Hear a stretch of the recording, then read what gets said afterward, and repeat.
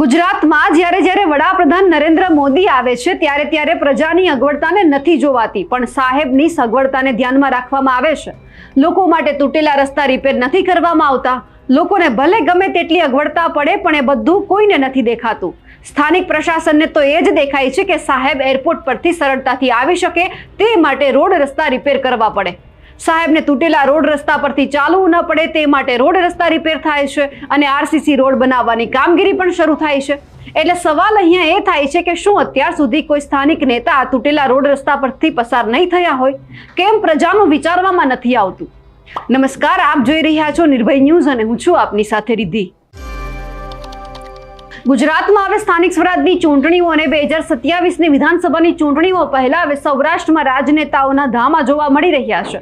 પહેલા અરવિંદ કેજરીવાલ, તે બાદ રાહુલ ગાંધી અને હવે વડાપ્રધાન ફરી એક વખત ગુજરાત આવવાના છે. વડાપ્રધાન મોદી આગામી 20 સપ્ટેમ્બરના રોજ ભાવેણાના મહેમાન બનવાના છે, એટલે કે ભાવનગરમાં લોકાર્પણ કાર્યક્રમ માટે આવવાના છે. પણ આ બધાની વચ્ચે ભાવનગરના તંત્રને લોકોને પડતી હાલાકીનું કંઈ ભાન સુદ્ધા નથી. પણ સાહેબ આવવાના છે એટલે સાહેબના આગમનની પૂરી તૈયારી ચાલુ કરી દેવામાં આવી છે. વડાપ્રધાન સાહેબ એરપોર્ટ પરથી સરળતાથી આવી શકે તે માટે તૂટેલા રસ્તા પણ ડામર પથરાઈ ગયો છે. આરસીસી રોડ બનાવવાની કામગીરી ચાલુ કરી દેવામાં આવી છે. સાથે સાથે રોડની અરસપરસ જેટલા પણ જાડી ઝાંખરા ઉગેલા છે તેમને હટાવવાની કામગીરી શરૂ કરી દેવામાં આવી છે. ભાવનગર એરપોર્ટથી સુભાષનગર જતા માર્ગ પર ડામર રોડનું કામ શરૂ કરી દેવામાં આવ્યું છે. પણ સવાલ એ થઈ રહ્યો છે કે શું અત્યાર સુધી ત્યાંના સ્થાનિક નેતાઓ આ રોડ પરથી પસાર નહીં થયા હોય? શું એમના તૂટેલા રોડ રસ્તા નહીં દેખાયા હોય? શું અત્યાર સુધી તંત્રને ભાન સુદ્ધા નહીં હોય કે આપણા લોકોને આ તૂટેલા રોડ રસ્તાથી હાલાકી પડતી હશે? પણ ના, આ ઊંઘતા તંત્રને ખાલી જનતા પાસેથી ટેક્સ લેવામાં જ રસ છે અને એ ટેક્સ મોટા નેતાઓની પાછળ વાપરવામાં રસ છે. પણ આ બધાની વચ્ચે સવાલ તો ત્યાંના સ્થાનિક ધારાસભ્ય જીતુ વાઘાણી પર થઈ રહ્યો છે. શું જીતુ વાઘાણીને આ સમસ્યા નહીં દેખાય હોય? જીતુ વાઘાણી ક્યારેય આ રસ્તા પર ચાલ્યા જ નહીં હોય? ક્યારેય એમને તૂટેલા રોડ રસ્તા દેખાયા જ નહીં હોય? જીતુ વાઘાણી અને સ્થાનિક તંત્રએ વડાપ્રધાન સાહેબ આવવાના છે તેની તો ઘણી મીટિંગો કરી હશે અને આગળ પણ કરશે. પણ આ પહેલા રોડ રસ્તા બાબતે કોઈ મીટિંગ કરી હશે ખરી? કોઈ દિવસ ધારાસભ્ય જીતુ વાઘાણીએ લોકોને પડતી સમસ્યા વિશે મીટિંગ બોલાવી હશે ખરી?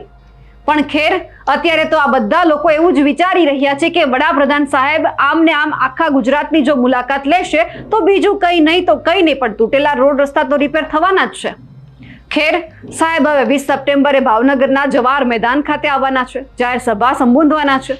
ભારત સરકારના શિપિંગ મંત્રાલય, ગુજરાત મેરીટાઈમ બોર્ડ અને જિલ્લા વહીવટી તંત્રના સંયુક્ત ઉપક્રમે આયોજિત આ કાર્યક્રમમાં પોર્ટ એન્ડ શિપિંગને લગતી પોલિસી અંગે તેમજ મહત્વના કેટલાક MOU પણ કરવાના છે.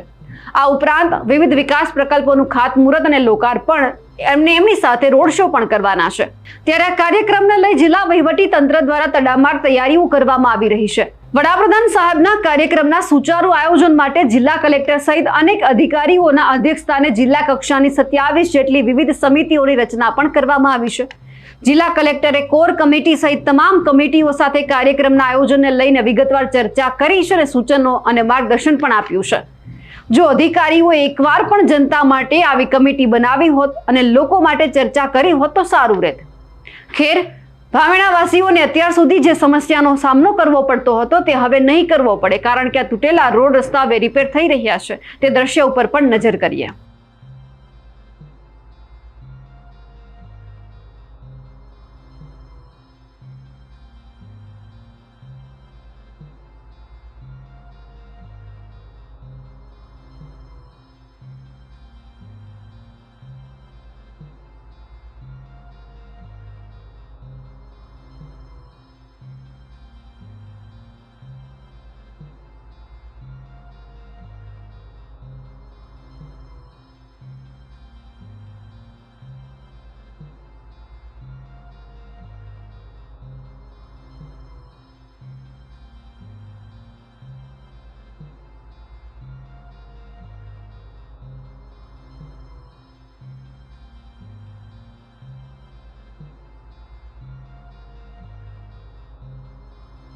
ગુજરાતમાં ફરી એક વખત ચર્ચાનો વિષય બન્યા છે વડાપ્રધાન નરેન્દ્ર મોદી, કારણ કે સાહેબ જ્યારે ગુજરાતમાં આવે છે એટલે રોડ રસ્તા ફરી એક વખત રિપેર થઈ રહ્યા છે અને લોકો પણ એ જ કહી રહ્યા છે કે સાહેબ આવે છે એટલે ખાડા બધા પૂરાઈ ગયા છે અને રોડ રસ્તા બધા રિપેર થઈ ગયા છે. તંત્રને જાણે ભાન સુદ્ધા જ નથી હોતું કે અત્યાર સુધી અમારા વિસ્તારમાં આ સમસ્યા છે, અહીંયા રોડ રસ્તા તૂટેલા છે, એમને રિપેર કરવા જોઈએ, આવું કોઈ તંત્રના અધિકારીઓને નથી લાગતું. પણ જ્યારે સાહેબ ગુજરાત આવે છે ત્યારે જ બધાને એક ખાડો મોટો દેખાય છે, તૂટેલા રોડ રસ્તા દેખાય છે અને પછી એમના ઉપર ડામર પાથરવાનું કામકાજ શરૂ થાય છે.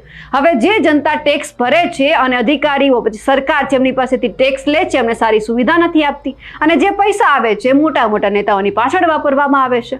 ખેર, હવે ફરી એક વખત જ્યારે સાહેબ ગુજરાતમાં આવવાના છે, જે પરિસ્થિતિ અત્યારે આપણે જોઈ છે ભાવનગરની અંદર કે રોડ રસ્તા રિપેર થઈ રહ્યા છે, તેમને લઈ આપ શું માનો છો? કમેન્ટ કરીને ચોક્કસથી જણાવજો. સાથે જ અમારી નિર્ભય ન્યૂઝ ચેનલને લાઇક, શેર અને સબસ્ક્રાઇબ કરવાનું ભૂલશો નહીં. નમસ્કાર.